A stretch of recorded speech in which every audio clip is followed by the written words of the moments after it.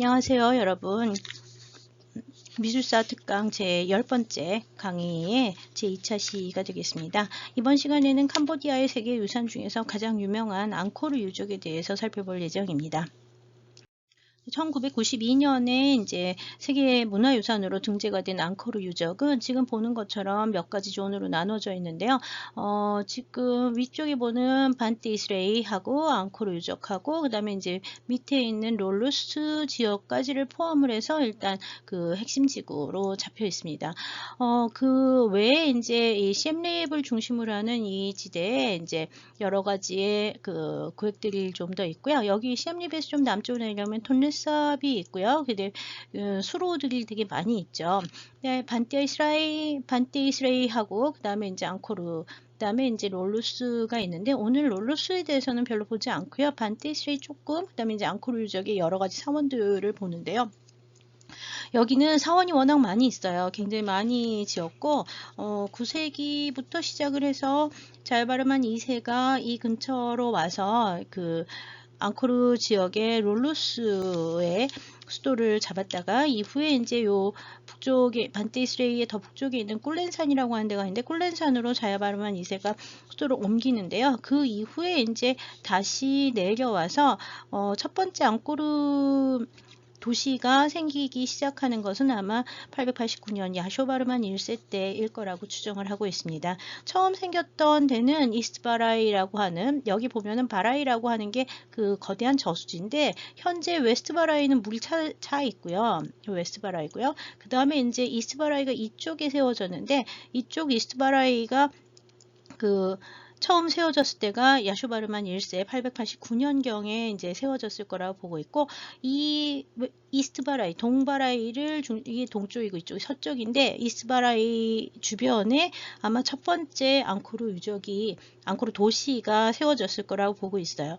앙코르 도시는 기본적으로 이 야쇼다라푸르라고 불리던 이스트바라이 인근의 그 첫 번째 그 수도가 세워지고 난 다음에 한 2번, 3번 정도 옮기게 되는데 두 번째 앙코르의 수도는 수리아바르만 1세 때 11세기가 되는 이 웨스트바라이를 지으면서 이 따케오하고 피미아나카스가 있는 이 지역으로 이제 왕궁이 옮겨졌던 것 같고요. 그러니까 동쪽에서 서쪽으로 옮겨졌고요. 결국 이 지역에 이 두 번째 앙코르 유적 앙코르 도시 근처에 자야바르만 7세가 12세기에 이제 그 앙코르 톰을 갖다가 건설을 하면서 이게 이제 지금 알려져 있는 그 앙코르 톰 그 마지막 앙코르 도성 유적이 되겠습니다. 오늘 이제 앙코르 톰하고 주로 앙코르 와트 그 다음에 반테 이스레이 요 정도 볼 것 같은데요. 사원이 워낙 많고 복잡하기 때문에 여러분들이 그 빨리빨리 지나가면 잘 모를 수가 있기는 합니다. 앙코르에 대한 책들은 한국어로 나온 책이 몇 권 있는데요. 그 중에서도 그 문학동네에서 발간된 그 비토리오 로베다의 앙코르 와트라고 하는 책이 아무래도 좀 그 설명이 여러 가지로 좋은 것 같아요. 그래서 그 책 정도 참고를 하시면 될 것 같고요. 이 앙코르 유적은 처음부터 여기가 프랑스의 식민지로 시작을 해서 그 다음에 이제 일본 사람들이 식민지를 하면서 조사를 했기 때문에 이 일본어하고 프랑스어로 된 자료들이 좀 많은 편이고 영어 자료가 그렇게 많지는 않은 편입니다. 최근에도 이 캄보디아 유적의 경우에는 대부분 그 EFEO라고 하는 그 프랑스 극동학원에서 이 복원 사업을 좀 많이 하고 있는데 우리나라에서도 최근에는 이제 앙코르 톰 근처에 있는 그 프라피투 사원의 복원 사업에 들어가서 몇 년째, 5년 넘게 지금 작업을 진행하고 있는 중이고요. 중국과 그 다음에 이제 미국, 그 다음에 또 아까 일본 같은 경우에도 함께 이 앙코르 유적을 복원을 하고 있는데 특히 일본 같은 경우에는 앙코르 톰에서 제일 중요하다고 하는 바욘이라고 하는 불교 사원을 10년 넘게 그 ODA 사업으로 복원을 해서요. 이제 거의 끝나가고 있는 바이온의 복원 사업이 거의 다 끝나고 있는 상태라고 보시면 될 것 같습니다. 네, 기본적인 지도는 이 지도가 훨씬 더 좋은데요. 앞에 지도는 이제 그 등재 범위를 보여드린 거고요. 여기 바라이라고 부르는 웨스트 바라이가 있고요. 그 다음에 이제 이스트 바라이는 현재 물이 없어요. 그래서 거의 다 말랐는데 바라이 가운데에는 인공 섬을 만들고 사원을 하나 만들어서요.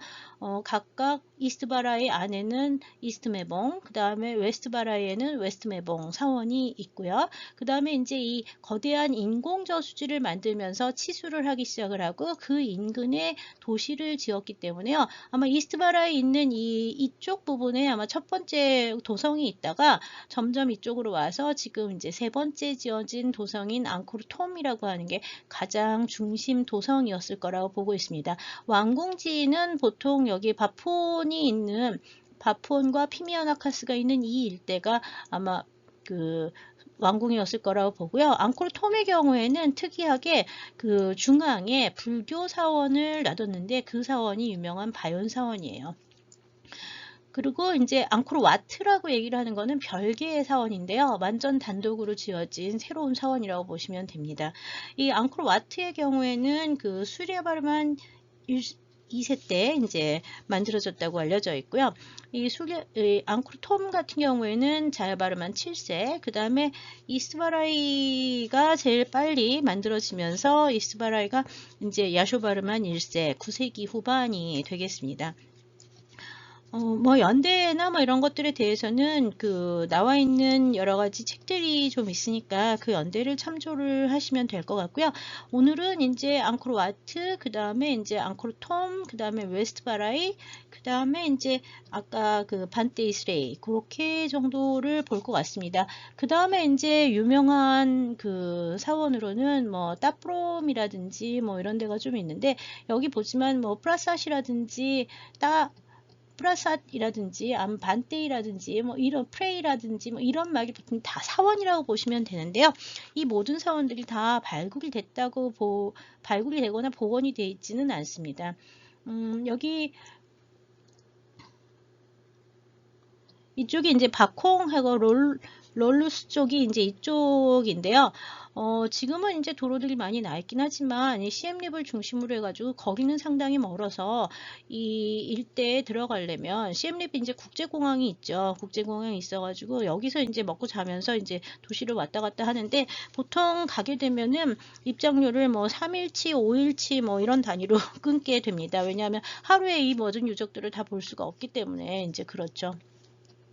가장 먼저 보시고 있는 지금 사진은 웨스트바라이의 전경입니다. 이 웨스트바라이는 인공 저수지라고 하는데 사실 엄청나게 큽니다. 엄청나게 커서 그냥 가서 보면 거의 호수처럼 엄청나게 넓어요. 여기서 이제 배를 타고 그 웨스트 매봉까지 들어가는데 여기 보이는 이게 웨스트 매봉 쪽이라고 보시면 됩니다.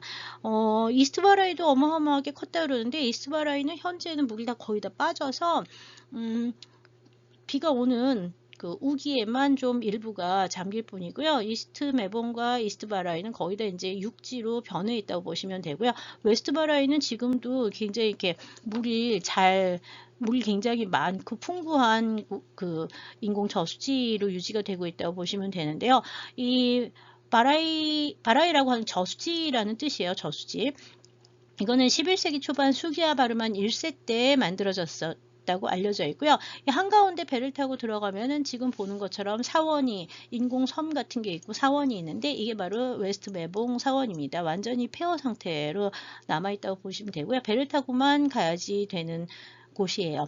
11세기 전반의 사원이죠. 그러니까 인공 저수지를 만들고 가운데에 섬을 만들어서 이 그 저수지를 수호하는 신전을 놔뒀는데 힌두교 신전이라고 보시면 될 것 같아요. 신전 거의 다 이제 부서져서 이제 뭐 파편밖에 안 남은 상태라고 보시면 되는데요. 이 지역의 신전들은 대부분의 경우에는 돌로 만들어요. 그래서 돌을 쌓아서 만든 사원들이 대부분이고요. 벽돌을 쌓아서 만든 얘들은 별 많지 않습니다. 몇 개 안 되는 편이에요. 벽돌로 만든 얘들도 있기는 있습니다. 앙코르 유적 중에서 비교적 초기에 만들어진 유적이면서 가장 아름다운 그 조각상들이 있는 곳으로 알려진 곳이 반테이스레이라고 하는 이 사원입니다. 사원의 전경을 보시고 있고요. 반테이스레이의 경우에는 그렇게 규모가 크지는 않습니다. 반테이스레이는 그 967년에 아마 완공이 됐을 거라고 보고 있고요. 발원한 사람은 그 라젠드라 바르만의 라젠드라 바르만 왕 때 발원을 했고 왕의 구루 즉 스승으로 있었던 야지나 바라하와 그의 동생 비슈누 쿠바라가 봉헌을 했다고 하는 비문이 남아 있습니다. 그래서 비문에 의해서 그 발원자 이름하고 그 다음에 이제 건립 연대를 알 수가 있는데요. 뭐 사람 이름은 괜찮고요.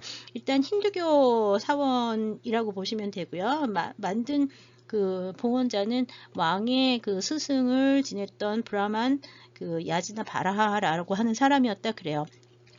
그래서 이 야지나 바라하가 이제 그 봉헌을 해서 967년에 완공이 되는데 그때가 언제냐면 라젠드라 바르만 왕 때에 만들어진 거예요. 적색 사암으로 전체를 만들었고요. 지금 보는 것처럼 거대한 문이 있고 그 다음에 이제 가면서 그 회랑처럼 담벽이 있고요. 안으로 들어가면 구조가 지금 문에서 시작을 해서요. 들어가서 2개의 도서관이 있습니다. 그 다음에 이제 중앙사원은 3개가 연결된 상태로 만들어져 있고요. 들어가는 중간에 그 문이 또 있는데 이 문을 뭐라고 부르냐면 고프라라고 불러요. 힌두교 사원 얘기를 할 때 인도네시아에서 이 고프라라고 하는 게 중앙 문들에 이제 이렇게 장식이 높은 거라고 얘기를 했는데요. 그 구조가 역시 그 캄보디아의 힌두 사원에서도 대부분 다 확인이 되고 있습니다. 만들어진 이 적색 사암이라고 하는 것은 조각을 하기에 라테라이트라고 부르는 적색 사암인데요. 조각하기에 굉장히 적당해서요. 정교한 조각을 할 때 많이 이용이 됐다고 하는데요. 라테라이트로 만들어진 사원이 이쪽 지역에 캄보디아 지역에 그렇게 많은 편은 아니고요. 반테이스레이가 이제 굉장히 좀 특이한 예라고 할 수 있죠. 10세기 후반에 비교적 앙코르 유적 안에서는 이른 시기에 만들어진 중요한 유적이라고 보면 되고요. 여기가 그때 왜 근대기의 얘기를 하면서 프랑스의 그 앙드레 말로라고 하는 사람이 청년 때 여기 와서 그 앙코르 유적에서 왜 조각상을 도난해 가려다가 잡혔다 뭐 이런 얘기를 했는데 그때 조각상을 반출하려고 하던 사원이 바로 이 반테이스레이 사원입니다. 네, 반테이스레이 사원은 지금 보는 것처럼 요렇게 생긴 여기 지금 하나, 둘, 세 개의 사원 있는 여기가 이제 중심 사원이고요. 여기 보이는 것이 이제 2개의 그 도서관이라고 하는 것들이 있는데요.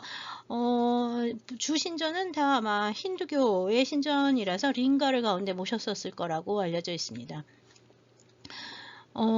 지금 보시는 것처럼 이제 사원에 보시면 이 사원 앞에 뭐가 있냐 하면은 이렇게 문 양쪽에 들어가면서 뭐가 이렇게 그 여신상들이 있는데 이거를 이제 그 앞사라라고 이제 부르죠. 앞사라. 이 앞사라 사원들, 이 앞사라의 상과 그 다음에 그 주변 조각이 가장 아름답고 그 다음에 정교하게 세워진 곳이 이제 여기라고 얘기를 하는데요. 보통 캄보디아의 미술 얘기를 할 때는 언제나 이 반테이스레이에 있는 지금 앞사라 상들을 이제 거론을 하게 됩니다. 사원을 호위하듯이 이제 지키고 있다고 보시면 되고요. 상반신은 나신이고요. 장신구가 굉장히 화려하고요. 귀까지 이렇게 늘어진 거대한 귀걸이와 목걸이, 팔찌, 허리에 장식 이런 것들, 그다음 팔찌 이런 거를 차고 있어서요. 장신구 형식과 그다음에 머리 모양이 굉장히 다양한 걸 볼 수 있고요. 주변에 보면은 이 꽃장식 같은 것들도 굉장히 화려하고 정교하고 인도 굽타 양식의 영향을 받으면서 훨씬 더 그 부드러워지고 풍만해지는 양상을 보여줍니다. 얼굴은 인도 조각들의 양식의 영향을 받기는 하지만 덜 성적인 부분이 덜 강조가 되고요. 그다음에 얼굴 형태는 캄보디아 여인들의 얼굴을 담고 있어서 현지 캄보디아 미술의 대표작이라고 이제 이야기를 하고 있습니다. 네, 이 사원에 이제 들어가면 이 사원에 이 앞에 박봉 부분이라고 하는 이 부분에 이제 여러 가지 조각들이 새겨져 있는데요. 지금 보시고 있는 거는 다 이제 그 유명한 힌두교 신화에 나오는 시바와 우마와 그 라바나의 이야기를 이제 새겨놓고 있는데요. 자세히 보면은 이런 장면이 새겨져 있습니다. 지금 이 장면은 뭐냐 하면 이 악마라고 알려진 이 그 라바나가 이 시바 신을 만나려고 청을 하는데 시바 신이 까일라사 산이라고 하는데 그 살고 있거든요. 근데 이제 와서 시바 신을 만나려고 그랬더니 시바가 안 만나줘요. 그래서 이제 이 시바 신하고 어떻게 좀 얘기를 해보려고 화가 나가지고 까일라사 산을 이 라바나가 들어가서 막 흔드는데요. 이 시바는 뭐 꼼짝도 안 하고 발로 라바나를 밟아서 몰아냅니다. 그때 이제 시바의 부인인 우마, 파르바티를 인도에서 파르바티라고 부르는 여신을 동남아에서 전부 우마라고 부르는데 이 우마는 배우자 여신이잖아요. 이 우마는 시바신의 무릎에 앉아있는 형상으로 나오게 되는데요. 이 라바나, 까일라사산을 흔드는 라바나의 이야기는 여러 가지 이제 힌두 신화에 많이 나오고 있고요. 그 인도에서도 이런 도상들이 많이 표현이 되어 있는데 여기 그 캄보디아의 힌두 사원에서도 자주 등장하는 그 주제 중에 하나입니다. 밑에는 이제 얼굴이 10개, 팔이 20개가 달린 라바나가 이제 표현이 되어 있고요. 그 다음에 이제 이 우마와 그 쉬바 신이 이제 여기 표현이 되어 있습니다. 네, 앙코르 유적에서 뭐 가장 유명하고 가장 그 대표적인 사원이라고 하는 게 앙코르 와트라고 불리는 사원이죠. 이 앙코르 와트라고 하는 거는 사원의 도시, 앙코르가 도시라는 뜻을 가진, 성스러운 도시라는 뜻을 가진 그 산스크리트어의 변형어라고 보면 되는데요. 앙코르 왓이잖아요. 그러니까 사원의 도시라는 이름을 그 성스러운 도시 라고 보시면 되는 거고요. 사원의 도시라고 보통 번역을 많이 해요.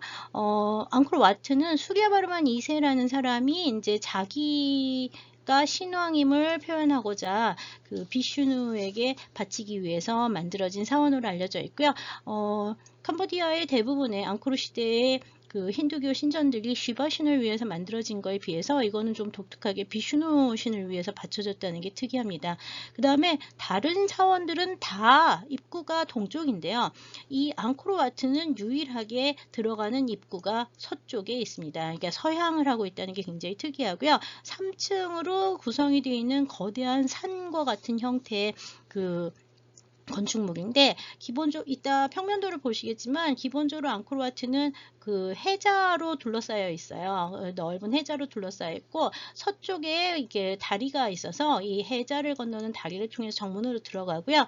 회랑이 있는 안쪽으로 들어가면 역시 뭐가 있냐 하면은 그 도서관이 2개가 있고요. 다시 고프라가 나오고 그다음에 이제 중앙에 사원이 나오는데 이 중앙의 사원은 그 땅에서부터 시작을 해서 3단으로 올라가면서 이렇게 높은 건축으로 되어 있는데 이 3층에 올라가면 모두 5개의 사원이 있습니다. 그래서 그 전체 그 중앙부에 5개의 탑이 위치한 요 중앙부까지 이렇게 수직으로 계속 올라가는 그 구조를 하고 있고요. 수미산을 상징하는 중앙탑을 이제 놓고 그 주변에 4개의 사방탑이 있는 형태를 하고 있다고 보시면 될 것 같습니다. 면적이나 높이는 이제 읽어보시면 될 것 같고, 그 다음에 이제 사방에 약 2m, 폭 2m의 해자가 둘러싸고 있고, 해자 안쪽에 라테라이트 벽은 전체 길이가, 이 사방 전체 길이의 벽이 있는데, 이게 5.5km가 되니까 한 바퀴 돌면 5.5km라는 얘기예요. 그래서 어마어마하게 넓습니다. 어마어마하게 넓어요.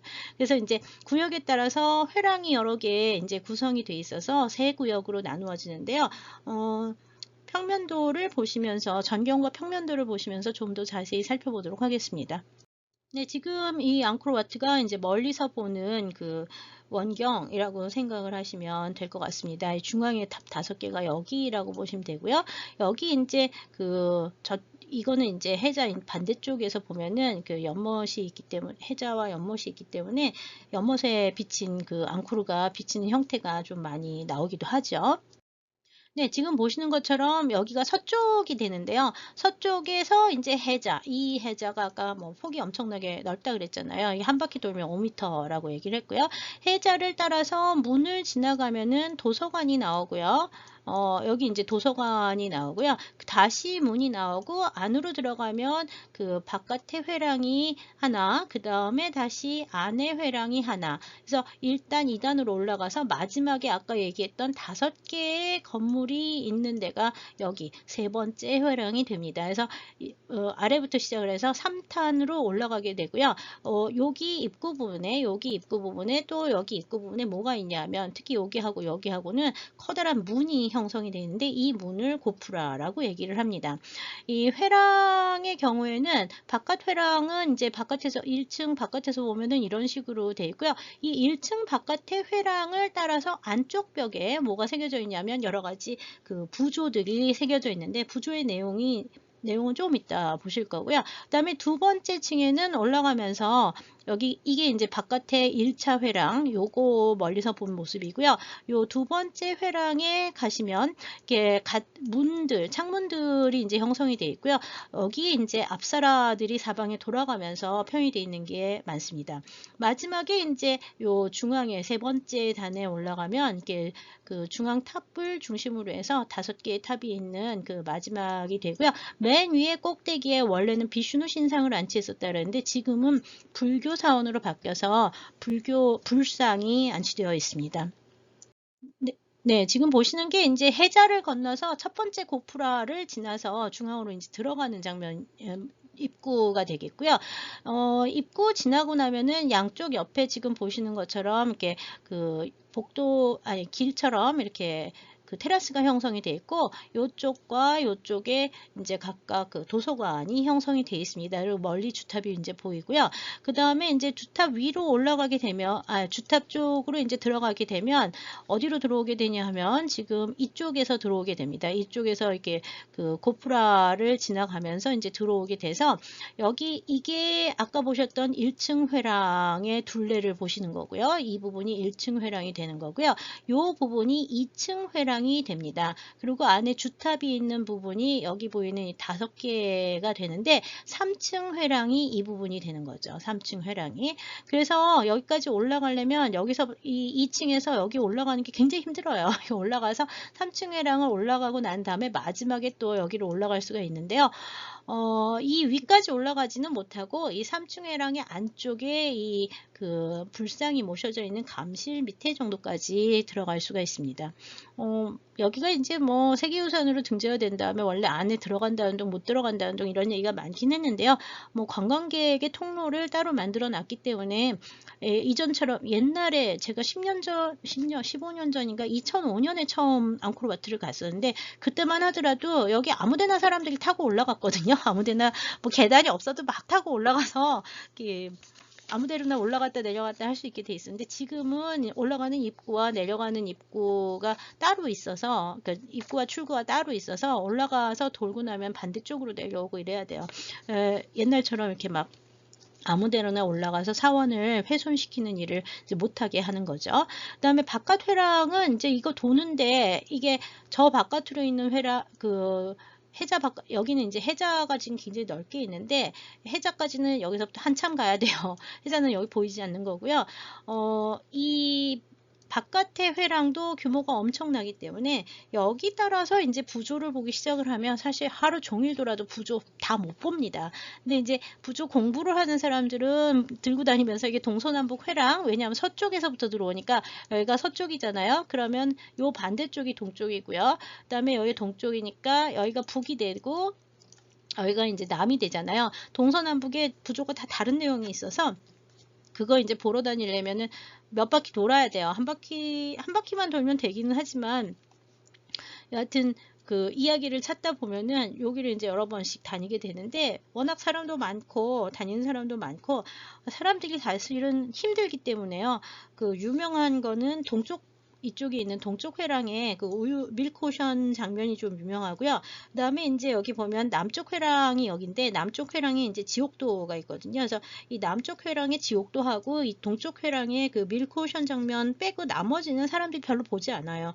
그다음에 북쪽 회랑에 있는 이야기 같은 경우에 이 북쪽 회랑의 경우에는 아마 수리아바르만 2세 때 완성을 못해서 나중에 완성을 한 거로 보이는 부분들이 있어서 그 북쪽에 있는 사람들이 많이 가지는 않습니다.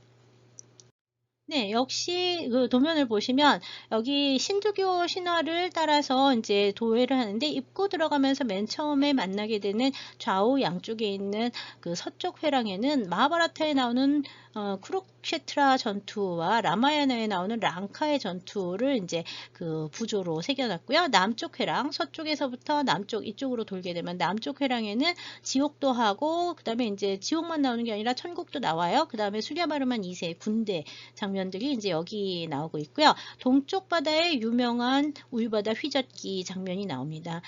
그 다음에 이제 북쪽 회랑에 나오는 게 하리밤사라는 책에 나오는 크리슈나의 승리 이야기하고요. 아수라와 데바의 전투가 이 위쪽에 있다고 이제 얘기를 하는데요. 오늘 몇 개의 장면만 이제 전부 다 볼 수는 없고 몇 개의 장면 대표적인 거를 이제 보려고 하는 중인데요. 지금 보시는 것처럼 그 서쪽에서부터 들어와 가지고 양쪽에 갤러리라고 부르는 1층 회랑을 돌아가면서 그 부조가 새겨져 있고 부조의 내용은 지금 보는 것처럼 여러 가지로 나뉘어져 있습니다.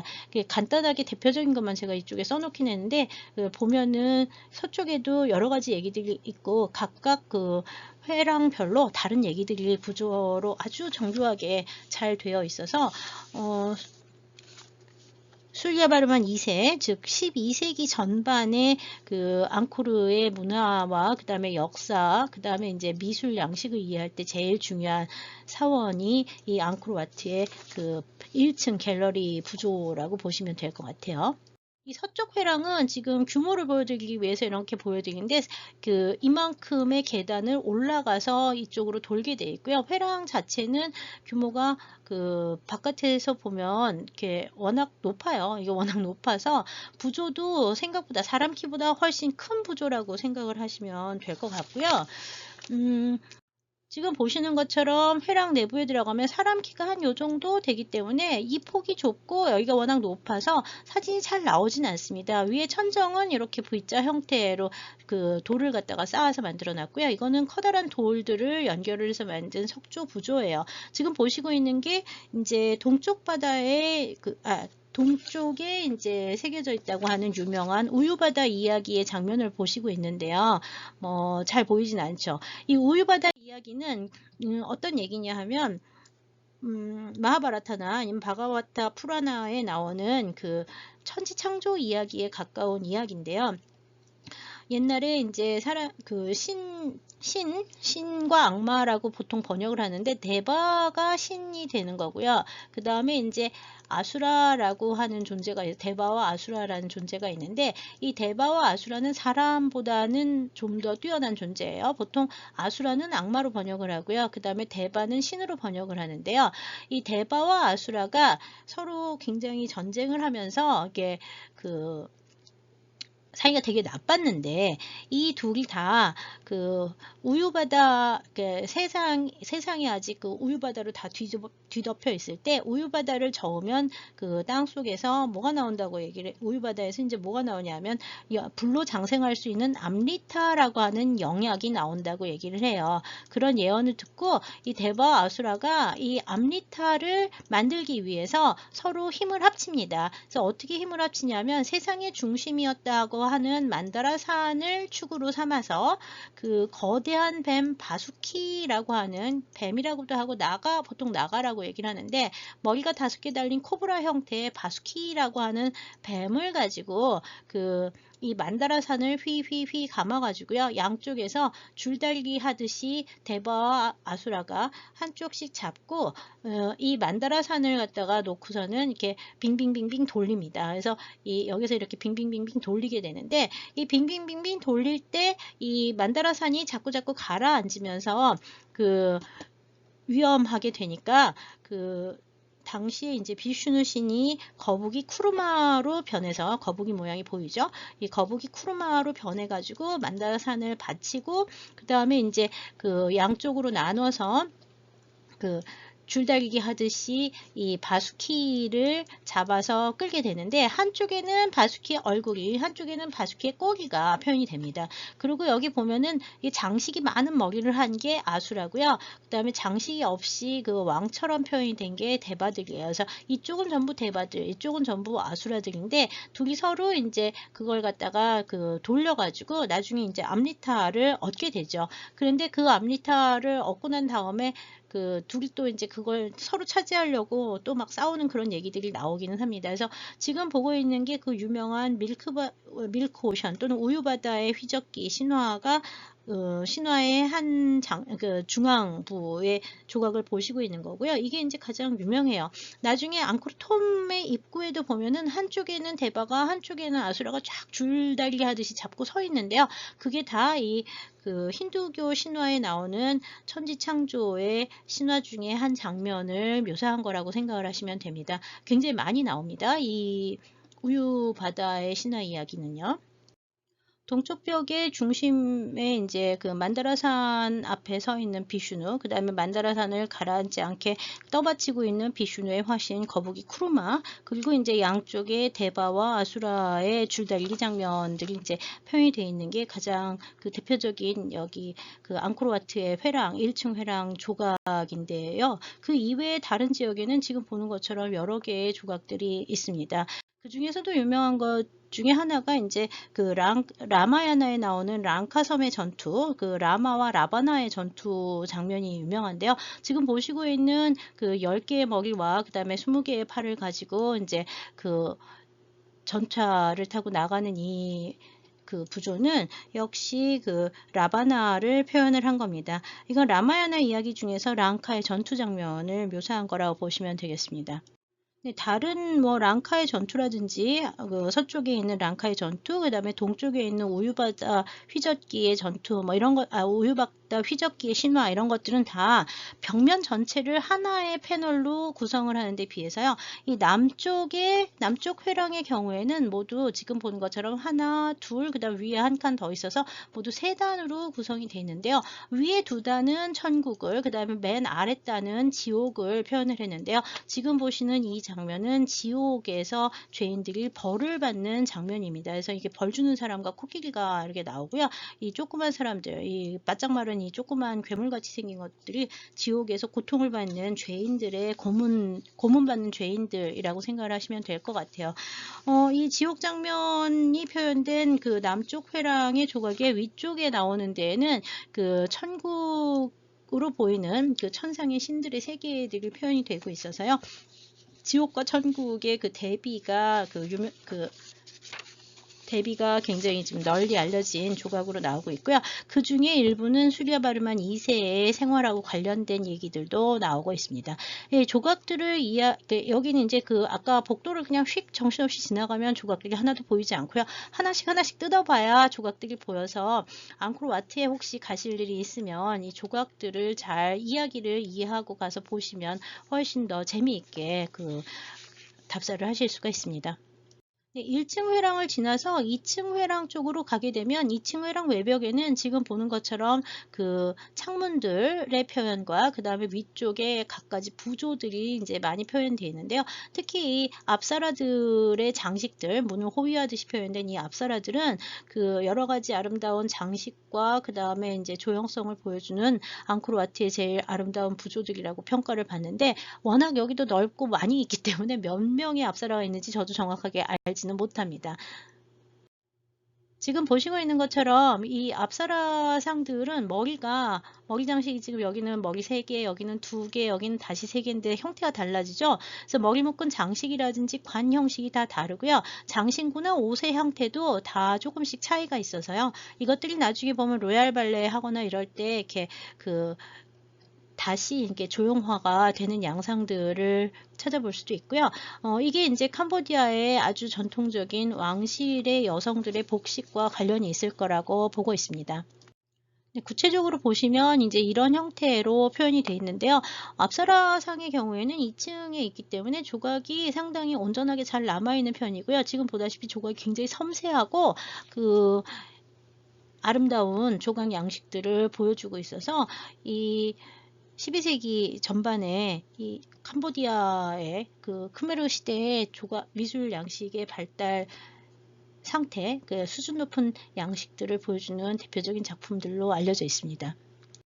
그다음에 이제 문과 그다음에 그 건축 그 지붕 끝나는 뭐 복도 끝에 뭐 이런 박공들에는 지금 보시는 것처럼 이거는 이제 역시 시바하고 우마가 표현이 되어 있는데요. 이게 힌두교 신화들이 이제 많이 표현이 되어 있고요. 여기 보이는 요런 문양들은요, 대부분의 경우에는 코브라 형태를 하고 있어서 그 바수키와 같은 나가의 형태들 의 머리, 코브라 머리 같은 것들이 표현이 되어 있어서요.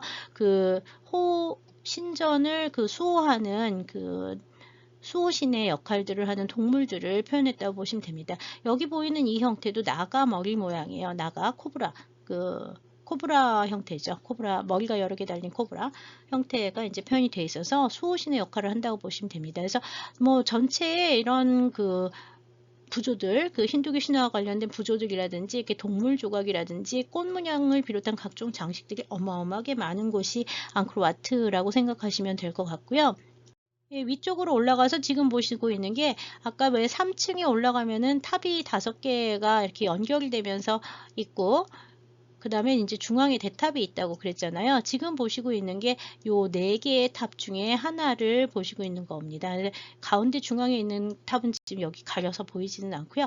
이쪽으로 올라가서 지금 이렇게 문을 막아놓기 시작을 했는데 이게 떨어져서 죽은 사고도 나고 막 이제 이랬었어요. 아무데나 막 올라갔기 때문에 지금은 이제 길들을 다 통제를 하고 있는데 가장 위쪽에 올라가면 지금 이제 그 근대 또는 한 7, 8세기에 이제 만들어진 불상이 이제 놓여져 있는데 맨 위쪽 감실에는 지금 보는 것처럼 원래는 여기에 그 비슈누 상이 있었다 그러는데 지금 그 비슈누 상은 사라졌고요. 불교의 영향을 받으면서 16, 17세기에 이제 앙코르 지역에는 시암족이 들어와서 태국 세력들이 여기까지 들어오게 되거든요. 그러면서 이제 그 태국 세력의 영향을 받아서 16세기, 17세기에 여기에 다 불교 사원으로 변해요. 그래서 그 주신으로 모셔져 있었던 그 신상들은 전부 다 불상으로 대체가 됐습니다. 일부 사원의 지역에는 지금 보시는 지금 보시는 것처럼 이렇게 그 앙코르 안에도 이렇게 그 팔이 여러 개 달린 뭐 비슈누 신상이라든지 뭐 이런 것들이 있고요. 지금 오른쪽에 보시고 있는 거는 앙코르 사원, 앙코르 와트의 제일 꼭대기층에 이제 봉안이 되어 있는 불상인데요. 선정인의 불상에 머리가 하나, 둘, 셋, 넷, 다섯, 여섯, 7개의 머리, 코브라 7개의 머리를 가진 코브라가 이렇게 감싸고 있는 형태로 나오는데요. 이거는 캄보디아하고 태국에서 그 모두 다 많이 나오는 상 중에 하나로서 이렇게 부처님, 석가모니 부처님께서 그 첫 선정에 드셨을 때 그 나가가 와서 이제 보호를 했다고 하는 그 이야기, 그 부처님의 선정과 관련된 그 깨달음 이후에 정각 이후에 첫 7주 보낼 때 이야기하고 관련된 나가의 이야기, 나가가 수호하는 불상, 석가모니 부처님의 상을 조각을 해놓은 거라고 보시면 되고요. 이거는 이제 그 상점 불교에서 종종 만들어지는 전형적인 도상입니다. 앙코르 시대에 만들어진 거라고 보고 있습니다. 아마 다른 지역에서 만들어진 상, 그러니까 다른 신전에 봉안되어 있던 상이 일로 옮겨졌을 가능성도 있기는 합니다만, 하여튼 이 신전 안에 그 앙코르 와트 안에 여러 개의 다른 도상들의 다른 시대 다른 도상들의 상들이 여기 이제 같이 있는 게 그 특징이라고 보면 되고요. 이거는 이제 앙코르 와트가 처음 만들어졌을 때부터 이런 도상들을 배치한 게 아니라 그 이런 조각상들의 경우에는 후대에 그 인근 지역에서 옮겨져 오거나 또는 이동된 것들이 좀 있다는 걸 기억하시면 되겠습니다. 원래 처음에 수랴바르만 2세는 비슈누 신상을 봉안하기 위한 비슈누 신전으로 이곳을 만들었고요. 지금은 이제 불교 사원으로 캄보디아 사람들이 이제 바꾸어서 그 이야기를 하고 있습니다. 그래서 현지인들에게 설명을 할 때는 여기가 불교 사원이라고 그러는 사람들도 있는데요. 그거는 사원의 역사를 잘 몰라서 그 잘못 알려진 거라고 보시면 되겠습니다. 자, 이상에서 앙코르 와트에 대해서 간단하게 살펴봤고요. 다음으로는 앙코르 톰에 대해서 살펴보겠습니다. 네, 앙코르 톰은 12세기 말 13세기 초 그 앙코르 시대의 가장 강력한 왕 중의 하나인 자야바르만 7세가 발원을 해서 만든 수도, 도성입니다. 그래서 이건 도시이고요. 그 중앙에 한가운데 바yon 사원이 있고요. 주변에 이제 피미아나카스, 그다음에 바푸온 같은 사원들이 있고요. 코킬 테라스 같은 경우에는 아마 자야바르만 7세가 만들었던 왕궁의 일부일 거라고 추정을 하고 있습니다. 그다음에 이제 이 코킬 테라스 근처에 그 프라피투라고 하는 사원이 있는데요. 그 프라피투 사원들이 이제 현재 우리나라에서 들어가서 그 문화재 복원 사업하고 있는 지역이니까 앙코르톰 안에 있다고 보시면 되고요. 외벽은 라테라이트라고 하는 사암을 이용해서 만든 그 이 이제 있는데 높이가 8m가 되고요. 이 전체 면적은 1460제곱킬로미터에 달하는 굉장히 넓은 사각형의 방형 도시입니다. 계획적으로 만들어졌고 역시 앙코르톰도 사방에 돌아가면서 해자가 둘러싸여 있고요. 사면에 문이 하나씩 있고 정중앙에 바ion이 있는데요. 하나 동쪽의 경우에는 문이 하나 더 있어서 이게 승리의 문이라고 되어 있습니다. 그래서 이 승리의 문이 바로 이 코킬 테라스와 문둥아리 테라스로 이어지는 길을 갖고 있고요. 5개의 문, 동쪽에만 문이 2개인 게 특징이라고 보시면 될 것 같습니다. 문둥병을 앓았기 때문에 문둥이 왕이라고도 알려진 이 자야바르만 7세의 경우에는요, 이렇게 머리가 다 없는 승려 비슷한 형태의 상으로 그 초상 조각이 여러 개가 남아 있는데 지금 2점은 그 다 자야바르만 7세의 초상 조각입니다. 이쪽은 프놈펜에 지금 있는 거로 알고 있고 이거는 김해박물관에 소장이 되어 있는데요. 자야바르만 7세는 어디서나 누가 봐도 다 금방 이 사람이 자야바르만이구나 할 정도로 초상 조각들의 얼굴이 다 비슷하게 만들어진 게 특징이라고 할 수 있습니다. 왕상이죠. 네, 그 앙코르 톰은 앙코르 와트에서 좀 떨어져 있고 역시 이 파란색이 해자를 표현을 한 거고요. 문이 여기 승리의 문과 동문이 같이 있다 그래서 문이 2개가 있다 그랬죠. 그리고 그 가운데 바yon 사원이 있고요. 이 안쪽이 아마 궁성지였을 거라고 이제 보고 있는데요. 이 궁성지 안의 상태를 여기 들어가는 문은 사방문이 다 똑같이 생겼어요. 다 똑같이 생겼는데 지금은 동문은 거의 쓰지 않고요. 이 승리의 문을 제일 많이 쓰고요. 모든 관광객들은 시엠립에서 이 앙코르 톰으로 들어갈 때 다 이 승리의 문을 통과해서 들어가게 됩니다. 네, 지금 보시고 있는 승리의 문은 지금 바yon 사원에서 보이는 것처럼 이렇게 사방의 문이 다 이렇게 생겼어요. 그 바yon 사원에 보이는 이 얼굴을 표현한 인면 그 조각들이 표현이 된 그 문이 있고요. 양쪽 옆에 각각 그 바수키를 끌어안고 있는 그 우유바다의 신화를 표현을 한 대바상과 아수라상이 조각이 되어 있습니다. 지금 이거는 이제 아까 5개의 문이 모두 다 이런 구조로 되어 있고요. 지금 보고 있는 거는 승리의 문이에요.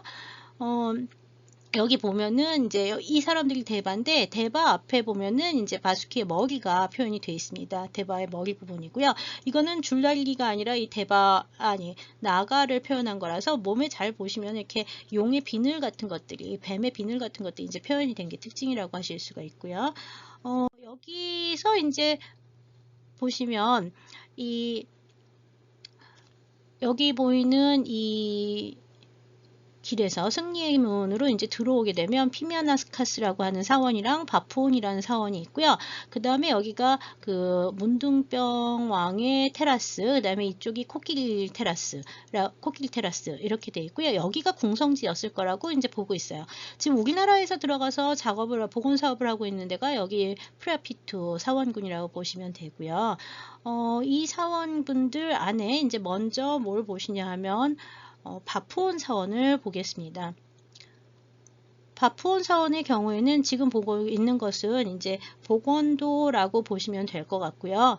이 복원도 지금 이제 복원 사업을 할 때 이제 이렇게 세웠을 거라고 생각해서 이제 복원을 하고 있는데요. 오랜 기간 동안 이 지역에 보면은 주변에 사원들이 다 이렇게 떨어져서 돌이 다 떨어져 나간 상태예요. 그래서 조금 전에 보신 것처럼 이렇게 사원을 계속 복원을 하고 있습니다. 바푸온 사원은 그 이전에는 훨씬 더 이렇게 무너진 상태인데 지금 복원이 많이 돼서 그 커다랗게 이제 복원이 계속 진행이 되고 있죠. 힌두교 사원입니다. 그 다음에 이제 궁성지 들어가는 입구에 보면은 코끼리 왕의 테라스, 코끼리 테라스, 그 다음에 문둥항의 테라스, 뭐 이제 이런 테라스들이 있는데요. 지금 보는 것처럼 궁성의 테라스였을 것이라고 보고 있고요. 조각들이 상당히 독특하게 되어 있습니다. 전경들을 보시고 있고요. 문에는 역시 다 이렇게 나가들이 입구마다 수호하는 형태로 문 입구를 하고 있는 게 보이고 있고요. 코끼리 테라스에는 지금 보는 것처럼 진짜 코끼리가 있어요. 코끼리 조각들이 있고요. 코끼리와 사자 이런 것들이 조각이 되어 있는 게 코끼리 테라스 부분이라고 보시면 될 것 같아요. 이 위에서 이제 보면은 그 승리의 문 쪽으로 가는 길이 보이고요. 이 왼쪽으로 보이는 이 사원군들, 이쪽으로 들어가면 이제 프라피투 사원이 있습니다. 프라피투 사원은 여러 개의 조그만 사원들이 무너진 상태로 있는 상태고요. 2015년부터 시작을 해서 2018년까지 1차 복원 사업이 완료되어 있고 현재 2020년에는 2차 사업이 진행 중입니다. 그래서 한국문화재재단과 코이카의 후원으로 문화재재단 에 있는 문화재 복원팀이 들어가서 몇 년 전 그 1차 산업에서는 전체 실측 조사하고요. 그 다음에 이제 주요 유적들의 규모 확인을 위해서 인근 지역의 시굴 조사를 했고요. 2차 산업은 이제 발굴 조사와 그 다음에 이제 그 복원 사업을 시행하고 있습니다. 10년 정도의 계획을 갖고 계속 진행을 할 예정이고요. 발굴이 좀 더 필요한 부분이 많아지면 기간이 좀 더 길어질 수 있다고 합니다. 이 프라피투 사원의 경우에는요, 지금 무너진 상태, 지금 완전히 다 어긋나 있잖아요. 그러니까 보통 이것들을 복원을 할 때는 전체를 정밀 실측을 한 다음에 다시 해체해서 다시 처음부터 기단을 잡아가면서 붙이는 경우가 많거든요. 그래야지 이제 안전하게 복원을 할 수가 있어서. 그래서 상당히 오랜 기간 동안 이제 진행을 할 사업으로 진행이 되고 있는데요. 프라피투에 있는 사원들은 대부분 다 힌두교 사원이지만 두어 개의 사원은 불교하고 관련된 부분들이 있고요. 또는 힌두교 사원이었는데 16세기, 17세기의 불교 사원으로 변화된 곳도 있습니다. 아직 뭐 이에 대해서는 연구가 많이 진행된 상태는 아니고요. 현지에서 조사하는 그 조사 학예사들이 이제 그 발굴과 함께 연구를 진행해 나가고 있습니다.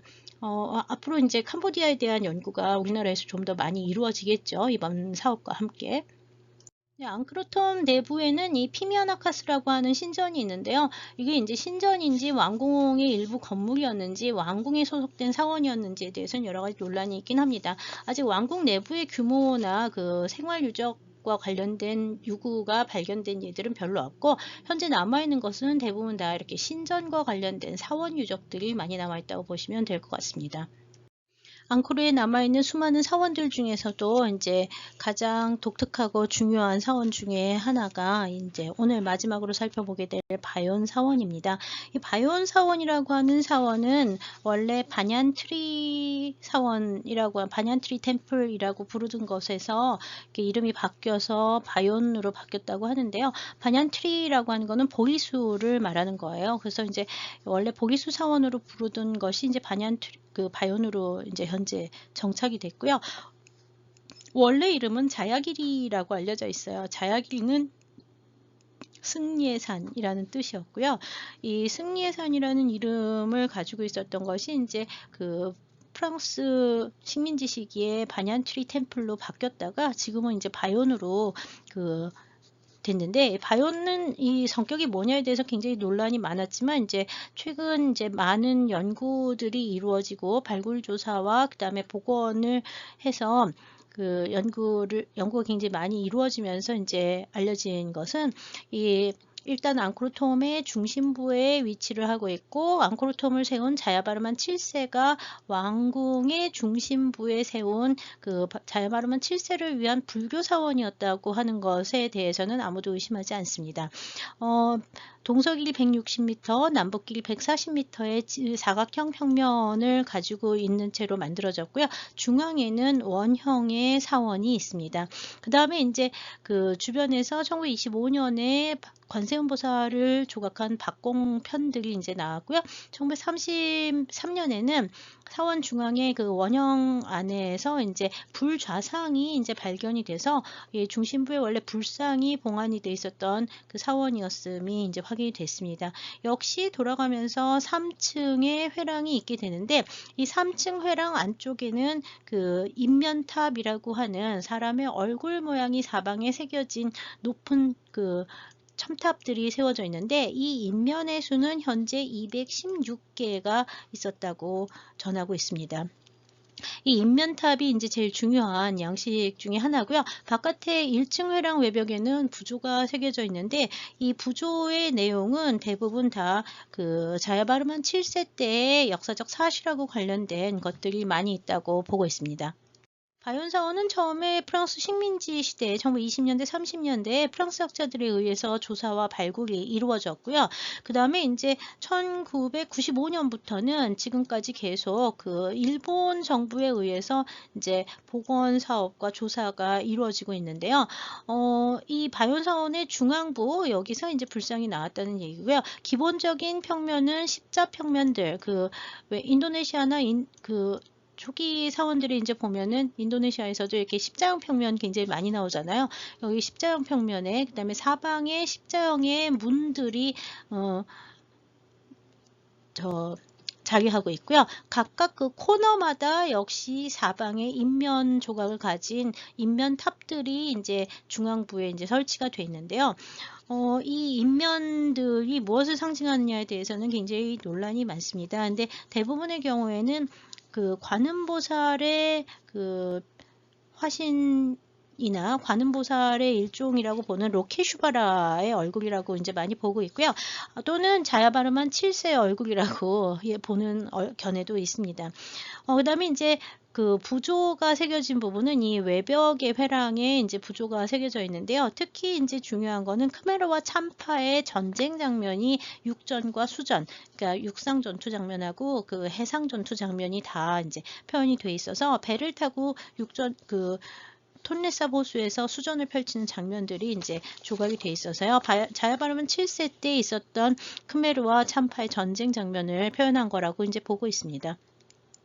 네, 지금 보시고 있는 게 바이온 사원의 전경이고요. 아직 이런 부분들이 다 복원이 되지 않았기 때문에 외부에는 이제 조각상들이 흐트러지고 이제 파손되어 있는 부분들이 많고요. 이쪽에 복원을 하면서 대부분 사람들이 통행하는 길에는 요즘 이제 데크를 따로 만들어서 통로를 따로 만들고 있는 중인데요. 여기 보이는 이 바이온 사원의 전경 이제 보시고 있고요. 그다음에 이제 들어가서 왼쪽부터 시작을 해서 뭐가 있냐면 그 거대한 부조가 표현이 되어 있습니다. 부조벽, 외벽의 회랑이 이렇게 높아요. 그래가지고 그 여러 단의 부조들이 이제 새겨져 있는데요. 특히 이제 이 외벽과 그 다음에 이제 그 중앙에 이제 그 회랑들을 따고 돌아가는 이 부조들에는 뭐가 이제 많이 표현돼, 아까 얘기한 것처럼 크메르와 참파의 그 전쟁 장면이라든지 아니면은 이제 그 왕궁과 일상생활과 관련된 얘기라든지 뭐 이런 것들이 조각이 많이 돼 있고요. 여기도 보시면은 문 들어가는 양쪽 입구에는 계속 이 크메르 시대에 많이 나오던 이 앞사라들을 문 좌우에다가 이렇게 표현하는 그런 것들이 조각들이 이제 계속 보이고 있습니다. 네, 지금 보시는 것처럼 바이온의 조각은 그 앙코르 와트의 조각하고는 조금 양식이 많이 다르고요. 약간 시대가 늦어지면서 약간 넓적한 인간들이라고 하나 이렇게 옷이나 뭐 의상 표현, 그 다음에 이제 나무의 조각 굉장히 섬세해지는 게 특징이고요. 아주 사실적인 조각들이 많은 것이 특징입니다. 네, 좀 전에 전쟁 장면 보셨고요. 여기는 투견, 개끼리 싸우는 그 투견 장면 보시고 있고요. 여기는 이제 음식물을 가져와서 이렇게 나르는 그런 그 상점의 모습 같은 것들이 이제 표현이 돼 있어서 일상생활하고 관련된 얘기들, 그 모습들도 조각으로 많이 표현되어 있는 아주 독특한 그 사원이 바이온 사원이라고 볼 수 있습니다. 바이온 사원에서 가장 이제 독특하고 중요하다고 알려진 것은 다음에 보실 그 인면탑들이 되겠습니다. 지금 보시고 있는 이 인면탑들이 이제 그 바이온 사원의 내부에 이제 마련이 되어 있는 그 얼굴들인데요. 지금 보다시피 거대한 그 탑이 있으면 탑의 사방에 이렇게 웃음을 띤 그 얼굴상들이 이제 표현이 되어 있고요. 여기 이제 보시는 것처럼 수많은 얼굴상들이 전체가 216개가 있는데 조각은 이제 상태가 좋은 것도 있고 좋지 않은 부분들도 있고요. 중앙탑의 경우에는 이렇게 돌아가면서 완전히 다 탑들이 있는데 이게 약간 미소 미소를 띤 약간 넓적한 이런 얼굴 형태는요. 자야바르만 7세의 얼굴하고도 많이 비슷해서 어떤 사람들은 이게 자야바르만 7세가 관음의 화현인 로켓 슈바라와 자기가 이제 동일한 존재라고 하는 걸 보이기 위해서 이렇게 만들었다고 해석하는 사람들도 있긴 합니다. 근데 정확하게 이 인면들이 무엇을 의미하는지에 대해서는 여러 가지 논란이 있습니다. 그렇지만 이제 그 캄보디아 정부에서는 이 바이온에 나오는 이 얼굴상, 인면상이 이제 크메르의 미소, 스마일 업 크메르 해가지고 그 크메르 미술을 대표하는 그 조형상으로 이제 인식을 많이 하고요. 아마 그 앙코르 유적의 그 관광 홍보에도 이 상들이 굉장히 많이 나오는 것을 볼 수가 있을 겁니다. 네, 지금 이제 마지막 오늘 그 2차시의 마지막 슬라이드 역시 그 바이온의 인면탑 중에 하나를 보실 수 있는데요. 요거는 조금 낮은 데에 있어서 사람이 올라가면 한 요 정도 된다고 보시면 될 것 같아요. 굉장히 크기가 크죠. 잘 보시면 아시겠지만 이렇게 조각을 다 따로따로 해와가지고 이어붙인 거라고 보시면 되겠고요. 비슷한 양식의 보살상 형태를 표현하고 있어서 아마 그 대승불교에서 많이 믿어졌던 관음보살 혹은 그 당시에 많이 숭앙이 되던 관음의 변화신 인 로케슈바라라고 하는 관음이라고 생각하시면 돼요. 관음의 산스크리트어 이름은 그 아발로키테슈바라인데요. 로케슈바라는 그 비슷하긴 한데 약간 존격이 다른 관음 계통의 그 신이라고 보시면 되고 보살이라고 보시면 되고요. 이 대승불교의 보살 신앙과 관련된 사원이라고 보시면 될 것 같습니다. 여기서는 이제 그 대승불교 이 시기에 대승불교에서 특별히 많이 독특하게 믿어진 뭐 다면다비의 해버지라상이라든지 뭐 이런 조각들도 발견이 됐고요. 불교와 관련된 불상을 비롯한 조각들도 좀 있었는데요. 이 자야바르만 7세 때 완성이 된 이 바연사원의 경우에는 그 뒤를 이은 자야바르만 8세부터 시작을 해서 여러 왕들이 이 불상을 비롯한 불교적 도상들을 훼손을 하면서 사라진 것이 상당히 많다고 알려져 있습니다. 지금까지 이제 그 앙코르 유적에서 나온 여러 가지 그 주요 사원들의 구조와 부조의 특징 이런 것들을 이제 살펴보셨고요. 앙코르 시대에 그 어느 왕이 뭘 했다 이런 걸 어떻게 알 수 있냐면 그 석조로 만든 비문들이 상당히 많이 남아 있습니다. 비문은 산스크리트하고 크메르어로 새긴 비문들이 나오고요. 지금까지 1200개 정도가 앙코르 지역에서 앙코르 시대의 비문으로 이제 발견이 됐고요. 전체 이런 비문들을 통해서 보면 앙코르 시대의 왕은 28명이 있었던 것으로 알려져 있고요. 자야바르만 7세는 그 중에서도 조금 앞 시대의 중간 정도 시기의 중요한 왕이라고 이제 보시면 될 것 같습니다. 이 앙코르 유적이라고 하는 데는 지금 보다시피 시엠립 위쪽에 있어서 그 이스바라이와 웨스바라이 사이에 있는 유적군들이 이제 중심이 되면서 대부분 힌두교 사원이긴 하지만 바이온과 같이 독특한 불교 사원이 이제 만들어지기도 했습니다. 불교 사원이 많지는 않고요. 다음 이제 여기까지 해서 대표적인 사원들을 보셨는데 이 외에도 이제 뭐 백밀리아라든지 아니면은 뭐 타프롬이라든지 이렇게 몇 개의 사원들에 대해서는요 다음 시간 제 3차 시에 이어서 다른 유적들과 비교를 하면서 살펴보도록 하겠습니다. 네, 이것으로써 제 2차 시 그 캄보디아의 세계유산의 제 2차 시 그 앙코르 유적에 대해서 살펴보았습니다. 네, 감사합니다.